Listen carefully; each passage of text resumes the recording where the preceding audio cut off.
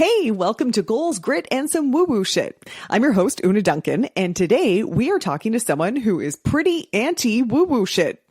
Their name is Rachel Matlow, and they are the author of Dead Mom Walking, a memoir of miracle cures and other disasters. The book is about their mom, Elaine, who chose natural therapies for her stage 1 cancer, which then progressed and ultimately killed her. I actually know Rachel through Elaine. In my early career, I was a documentary playwright, and I wrote a play about turning 60 years old. And I interviewed about 100 60-year-olds, and I was told more than once that I had to meet Elaine Mitchell. Elaine was, there's no other word to describe it, effervescent.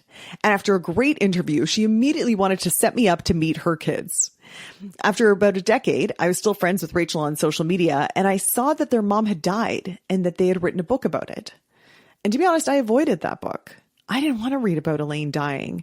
I didn't want to have thoughts about my own parents dying one day. Well, little did I know that within minutes of listening to this audiobook, I was literally laughing out loud. And as I got deeper into the book, I found myself sitting in the car in my driveway so that I could hear what would happen next. I am not surprised that this book was shortlisted for the 2021 Kobo Emerging Writer Prize and the 2022 Vine Award in Nonfiction. In this conversation, Rachel and I get deep into whether you can manifest your destiny, whether everything happens for a reason, whether you can cure yourself with the power of intention, and we even throw in a little Easter egg about Rob Ford, the crack-smoking mayor of Toronto. The question is, how would you feel if you had a loved one that was making healthcare decisions that scared the bejesus out of you? It's a question a lot of us grappled with during the pandemic. What would you do about it? I mean, do we even have a right to do something about it? At a time when personal healthcare choices are becoming more and more divisive, and in an era where the fastest growing faith is spiritual but not religious, I guarantee you will find this interview fascinating. It's time to get your head out of your ass and start creating a life of no regrets. Whether you want to lose weight, get rich, or manifest a hot threesome on the beach, you're gonna want to turn this up. This is Goals, Grit, and some woo-woo shit with your host, best-selling author and professional butt kicker, Una Duncan. All right. Well, Rachel, thank you so much for agreeing to do this interview. I've been so pumped to talk to you ever since I read your book. So thank you. Yeah. Can you tell us about the book? Tell the listeners about Dead Mom Walking. Yeah. Dead Mom Walking. I say it's about how my amazing, intelligent mother tried to cure herself of first-stage rectal cancer with herbs and magic and other miracle cures against my wishes. But the book is really, on a deeper level, it's a quest to figure out the puzzle of my mom's psyche. You know, trying to figure out why such a smart person would reject a 90% chance of being cured by doctors in favor of doing things like herbs and cottage cheese and flaxseed oil and the Rife machine, positive affirmations, infrared sauna, like all these things, you know, like the book opens with us doing ayahuasca together in the woods. So, which, by the way, is hilarious. I tried to be supportive, but it was her idea. Yeah, I just want to start on that opening scene. So, by the title and by what I knew the book was about, I assumed that it was going to be really sad. And I was literally laughing out loud within a few pages with the story of the ayahuasca, which is amazing. I love you brought so much humor to it. And I just want to say, if anyone's thinking like, oh, I don't want to read a book about a dead mom, you want to read this book because it is. Yeah, it's a comedy about a dead mom. Yeah. I mean, people do say it makes them cry as well. Yeah, it does. But hopefully there's some jokes to kind of bring you up and then bring you back down. Yeah. Yeah.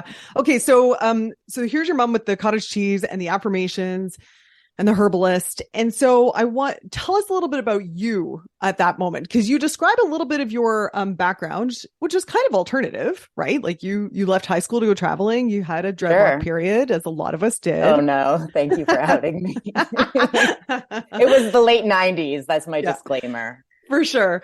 So where were you on the woo-woo spectrum when your mom said, I've got cancer and here's my plan? Yes. Well, yes. Like you said, when I was a teenager, I think I was much more black and white in my thinking, as teenagers often are. I thought brown rice was the cure-all for everything. And I took homeopathic pills instead of malaria pills when I went to India. That's bold. I was pretty bold. As I got older, I became a bit more balanced in my thinking. And, I realized, like, when you have a bad headache, Tylenol does work better than peppermint oil. But still, I think when my mom was first diagnosed in 2010, I would say I was a lot more in the dark about woo-woo than I am now. Oh, okay. I thought woo-woo was much more benign than I do now. I now see more the harmful side, like just like the actual dangerous side of it. And like no longer just amused by Gwyneth Paltrow and Dr. Oz. Like I actually think they are reckless and dangerous. So back when my mom was diagnosed, I wasn't that concerned when she started researching all these non-invasive cures for cancers, like the Budwig diet and this Rife machine. Like I just thought she would do that stuff in addition to surgery. Yeah. And so, yeah, I'd say back then, like I also still accepted a lot of health information as truth. But I suppose since then, like, especially with the pandemic, I think it's really driven home for me just how much misinformation there is out there when it comes to alternative health, and how like super smart people are falling for conspiratorial myths about vaccines and so-called natural immunity. And I mean, I definitely get it. Like it's a nice fantasy that we can inoculate ourselves with superfood shakes and silver colloidal water. So I mean, I don't mean to be a total like woo-woo downer. No, I get that. But I just don't think I'm under the illusion that it can cure cancer. Yeah. Oh, yeah. So did you want this book to be a bit of a warning to people who might be considering that route? I mean, I wasn't conscious of that part when I wrote it, but I mean, I hope it is. I like that interpretation. Okay. I think there's a lot we can take away from it. Yeah. And, it's funny because I was thinking about this. I was like, well, she wrote this pre-COVID. And so since then, people's healthcare choices have become massively divisive. Like I know families and friends who have been torn apart about this. And it's funny because we're recording this American Thanksgiving. Like I have a lot of American friends who are walking into a fucking powder keg right now because of their differing opinions about the vaccine. Oh, so family dinners. Yes. Right. So I don't know, with your back, like any advice for those special people? It's a really tough one. Because of course, like I certainly respect some non-conventional medicinal treatments, for non-life-threatening ailments. But I do see how alternative medicine and some of these myths can be very harmful, especially when it's used in place of scientifically proven treatment. You're like, and eat the cottage cheese, but also get cut. Like, get the surgery. Yeah. Exactly. Do both. And that's when I think it becomes really harmful when people are not, getting vaccines and just relying on the silver colloidal to inoculate themselves. And so, and I also think like a lot of this stuff is just seen as like amusing or harmless. And so it kind of goes under the radar or gets a free pass in a way, which can make it all the more insidious. But yeah, it's a tough one when it comes to people you love and people close to you, like any sort of like, disagreement about certain ideologies, I mean, ultimately my perspective is like, it's good to try to be as compassionate as possible and realize like so many of our choices are driven by our emotions. It's not about even our logical minds or being rational about the science. It's really, I think, there's a lot of fears and valid fears people have and valid mistrust for, the dominant medical system. Yeah. I understand, especially, for racialized people or disabled people. There's such histories there. So I think try to bring understanding and just try to listen to people, because I just think arguing is never going to win. Like you're never going to win your case.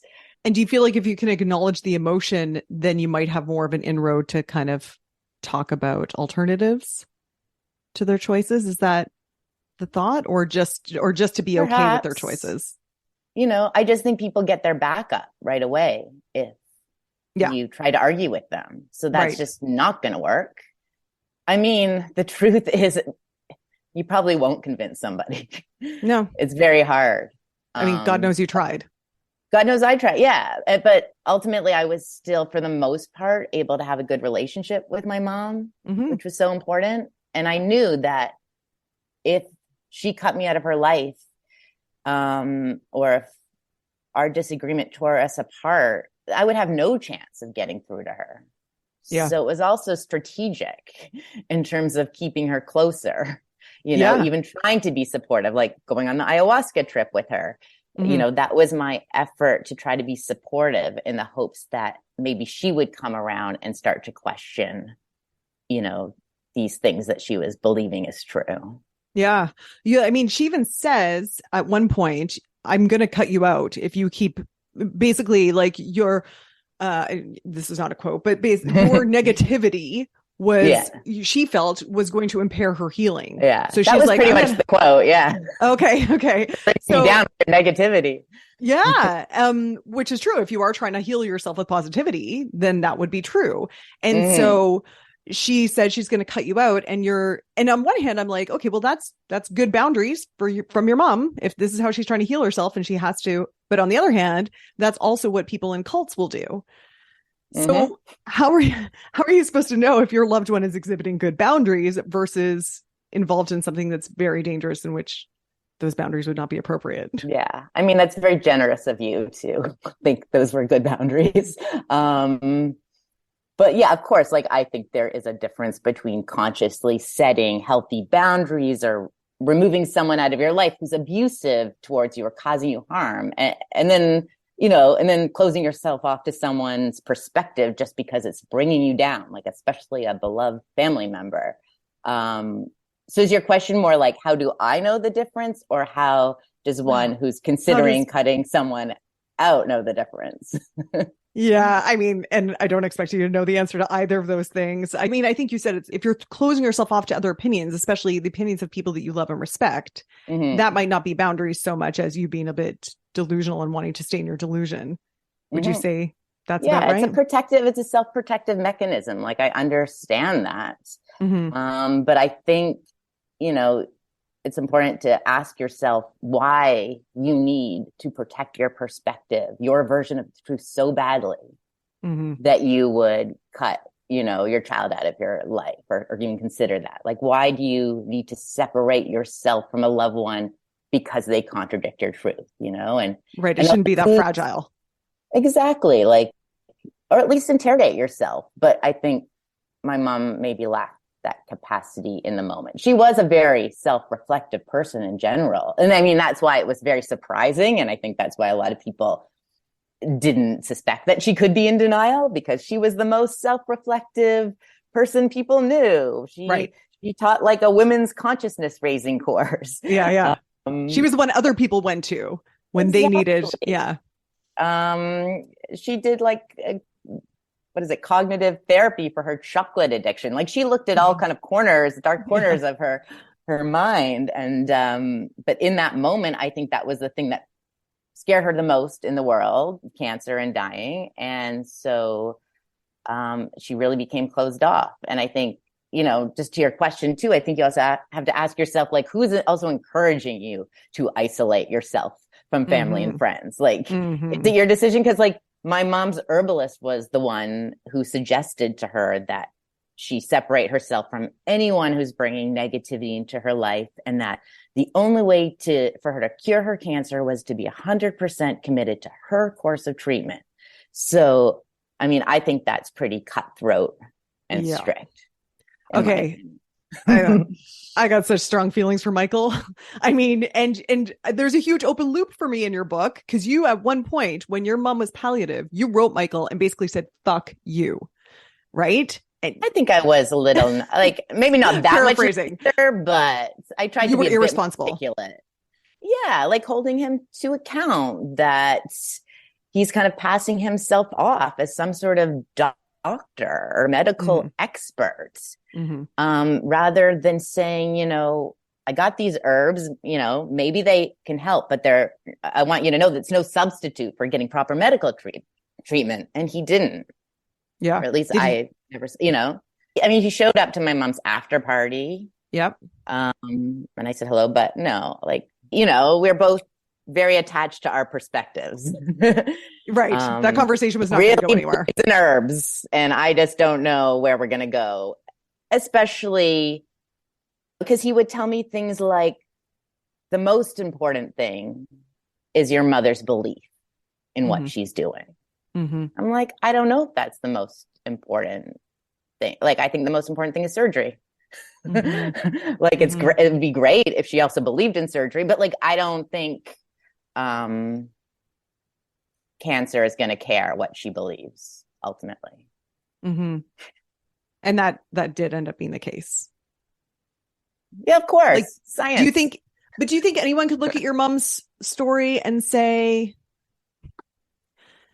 her belief was shaken, or I don't know.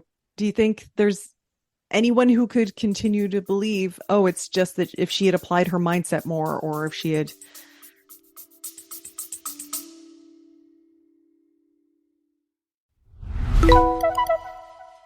Hey, dude, if you are enjoying this episode and you have a friend that you think might also benefit from this information, please share it with them. That helps my podcast so much, and it's going to help your friend. Share the love. Thanks so much.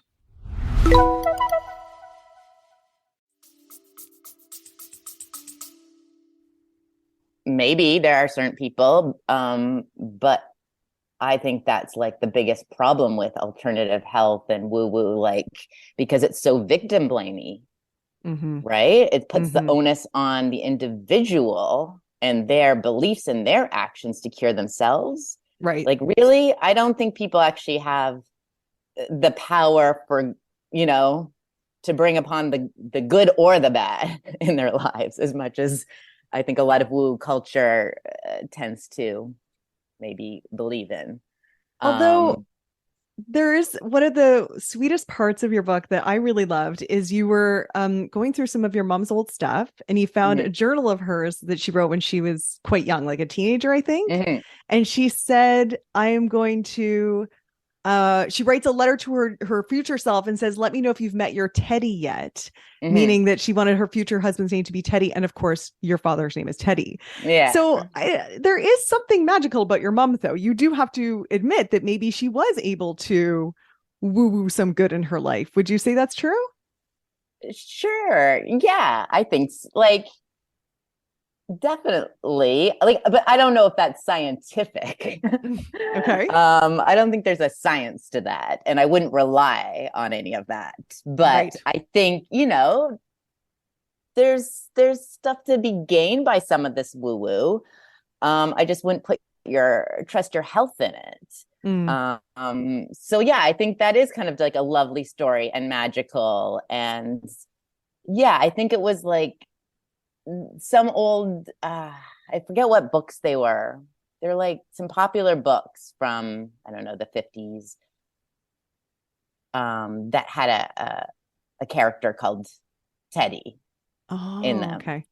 And so I think she was really into that, and like that was her ideal boy. And she was just like a real romantic ever since she was a teenager. Yeah. And so I think she had this idea that she would meet a Teddy. And yeah, she happened to. Like, there are a lot of amazing things, but like, I'll give her credit for that, but I just don't think she had the power to cure cancer, to manifest her cancer away. And I think, that's why I don't think you should give yourself too much credit for when things go right, because when things go wrong, like, I think that was the problem. Like, the flip side, I think my mom did think it was partly personal blame that things went wrong for her. And I think that's just one of the saddest parts. Yeah. Because like, the truth is, there's just a lot of randomness too in the world, and chaos, and especially with cancer, like, it can be pretty confounding. And I think the harder thing is just to kind of accept that maybe we don't have control over these things. That is harder. That is definitely harder. Hey, How would you like me to personally coach you and kick your ass towards your goals for the next 6 months? If that sounds good, I'm opening up a small group mastermind and I'm accepting applications right now. You can check it out at unaduncan.com/apply. Okay, back to the show.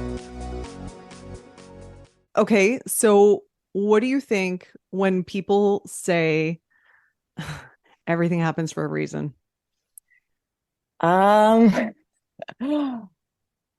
Well, start with this. What did your mom believe about that? No. I think that, okay, no, I'm going to answer that.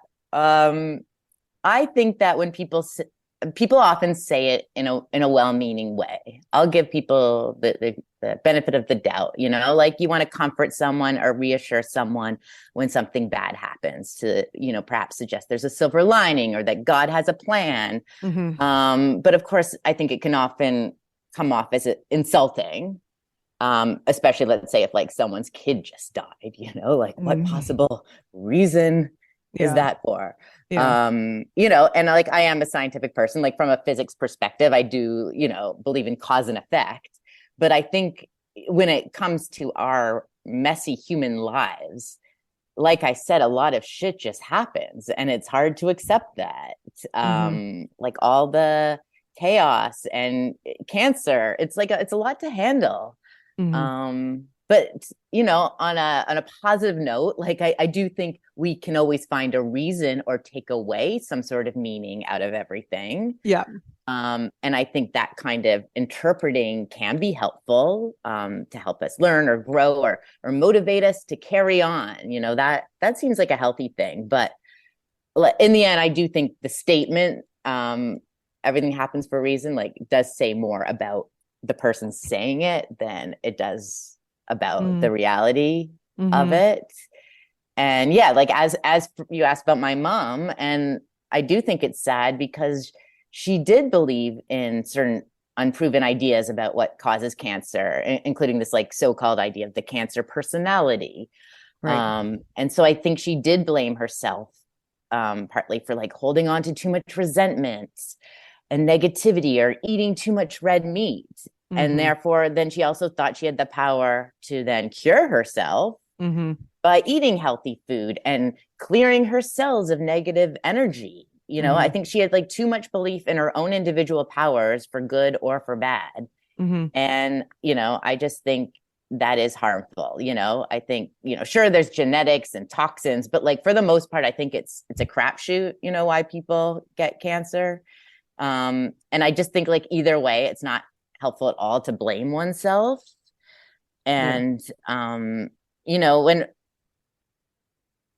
my mom's cancer started to grow, like she thought it was due to her own behavior, like not being strict enough with her alkaline diet, etc. And like it really is to me like one of the saddest parts about what happened.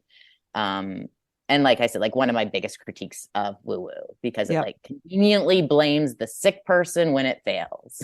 Yeah, for sure. I mean, and I see that in business, by the way, all the time, business coaches being like, if you've got the right mindset, you'll make $1 million, blah, blah, blah. And then, when that person doesn't for very good other reasons, it's like, well, if you had mindseted harder. Yeah. Like multi-level marketing. Exactly. Schemes, Yeah. Yeah. You just didn't think positive enough. It's all your fault, even though like the system is just rigged from the get-go. So, okay. Did you ever question your convictions? Because there's a part where you are contacting your mom's friend, your aunt, your brother, and saying, oh my gosh, you guys help me convince mom. And they were all a bit like, no, she's got this. Yeah. Like, did you ever think, okay, am I the crazy one? Yeah. Like I'm the Chicken Little running around. Yeah. Yeah. I mean, I was frustrated beyond belief. I don't think I ever really thought I was crazy, but it certainly was crazy making, the way my mom framed me to be this disciple of Western medicine. Or like when my aunt told me that belief is the most important thing, or when my mom's boyfriend said like that the herbal concoction my mom was taking acts just like chemotherapy.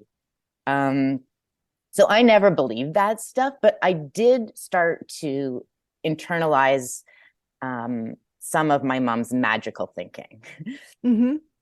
So, I started to think, maybe there is a chance that her cancer won't catch up with her for another 10 or 15 years. Like it's not like they do studies on people who just let their first stage cancer run rampant.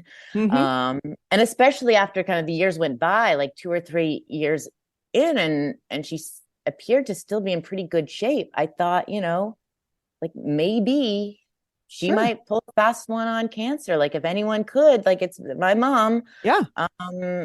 So yeah, like I didn't ever believe her miracle cures would work, but I did to some extent go into my own sort of denial, I think, as a coping mechanism, Mm-hmm. just so I wouldn't be freaked out all the time.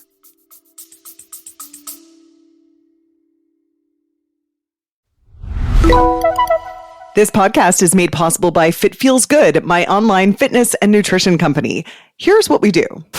I have so many incredible benefits from the MFA program. It literally changed my life. I have the book, Healthy AF. I'm absolutely in love with my life now. I find that the healthy habits that I built are amazing to go back to. The benefits that you're going to see as a woman in your 40s plus are things you could have never imagined. The key, which I know Una talks about over and over again, is loving your body now, not what you're envisioning it to be.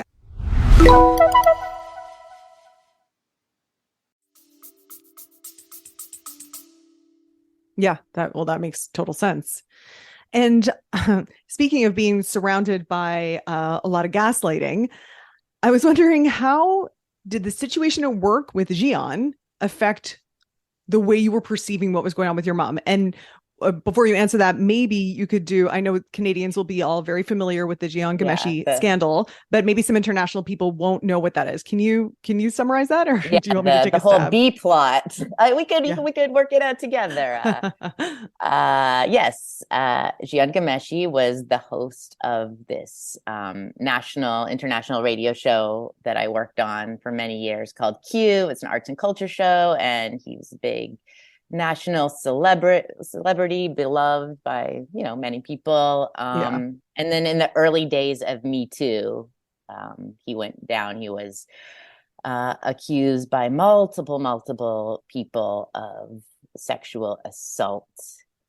Mm-hmm.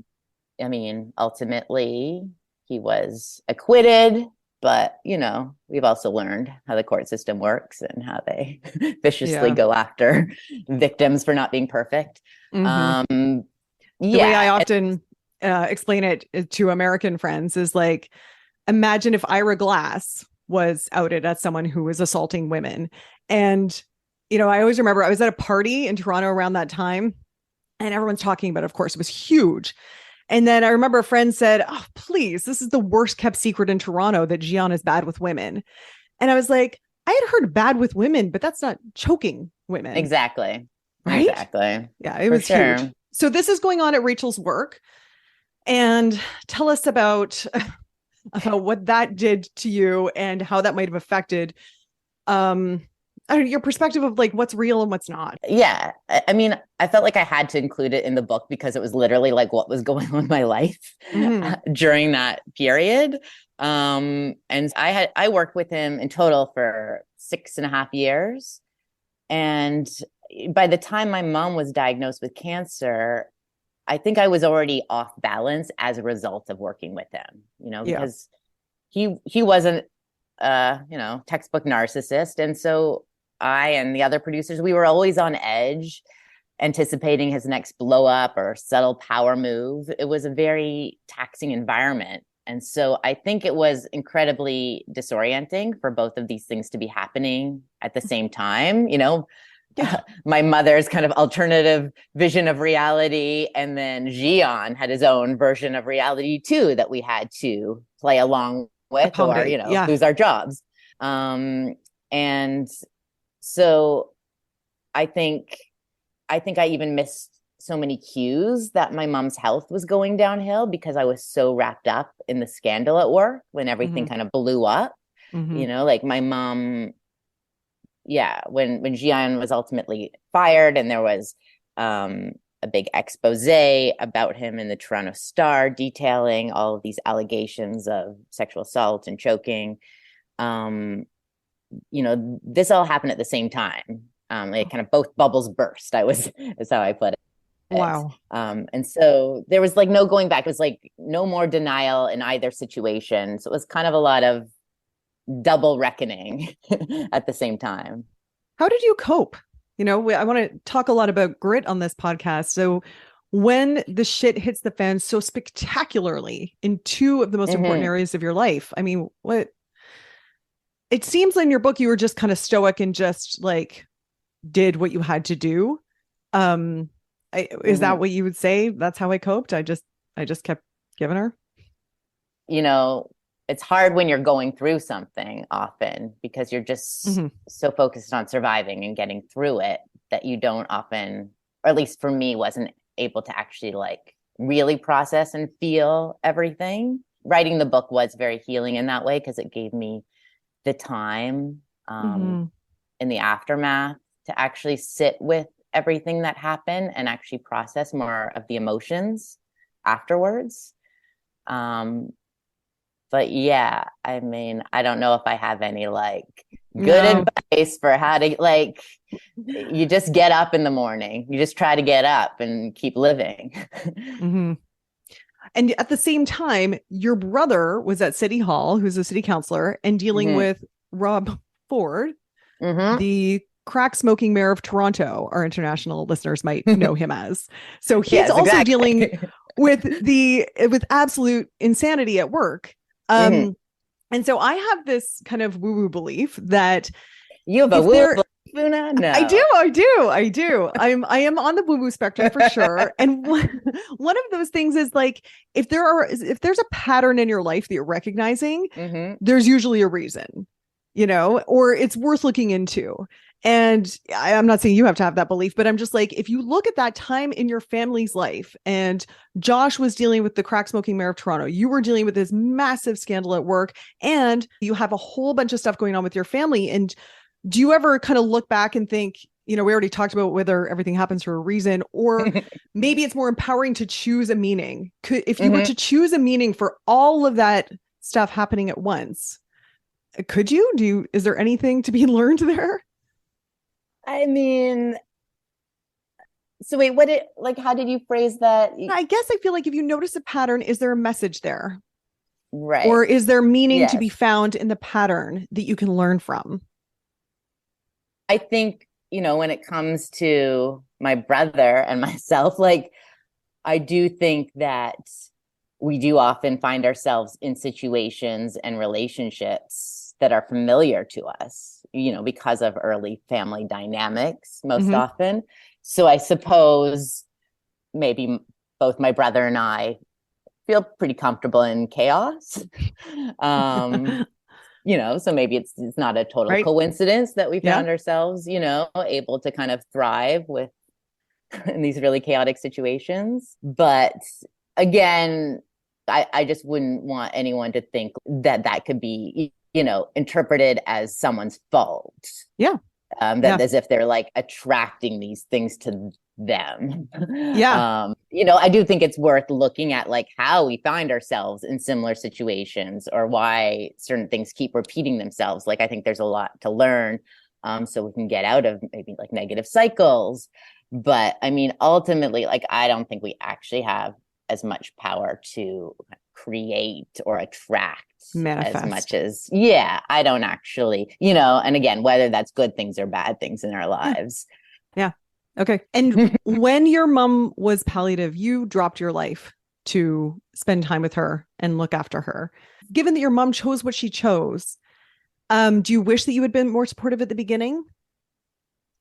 Well, first of all, like, I definitely don't regret spending that time with her at the end. That was amazing. And like, so wonderful that we had that time together. But yeah, if I'm being really honest, I probably, now that I think I have more insight into more of like the emotional and psychological reasons why behind her choices, not to get conventional treatment, which I worked out with my therapist for like a long time in the aftermath of her dying.